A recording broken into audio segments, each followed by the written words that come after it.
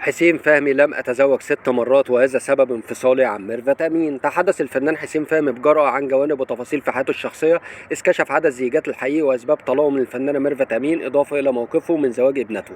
ونفى حسين فهمي خلال ظهوره ببرنامج جعفر توك ما يتردد عن زواجه 6 مرات، مؤكدا أنه خاض تجربة الزواج 5 مرات فقط، والزيجة السادسة التي يتم الحديث عنها كانت مجرد خطوبة ولم تكتمل. أما عن سبب انفصاله عن الفنانة ميرفت أمين بعد زواج دام 12 عام، مشيرا إلى أن الطلاق وقع بسبب اختلاف وجهات النظر بينهما دون وجود أي خلافات حادة أو أزمات معقدة. وأكد حسين فهمي رفضه التام لمفهوم التنمر، مشيرا إلى أنه دافع عن ميرفت أمين عندما تعرضت لهجوم على منصات التواصل الاجتماعي واستاء من السلبية التي تجتاح منصات التواصل الميديا وتأثيرها على الأشخاص. من ناحية أخرى، كشف الفنان حسين فهمي مشاعره تجاه زواج ابنته، لافتا إلى أنه شعر بالسعادة عندما أخبرته بحبها لشخص ما، لكنه لم يكن مقتنعا بأن هذا الزواج سينجح، وعلى الرغم من ذلك لم يقف في طريقها ووافق على الزواج.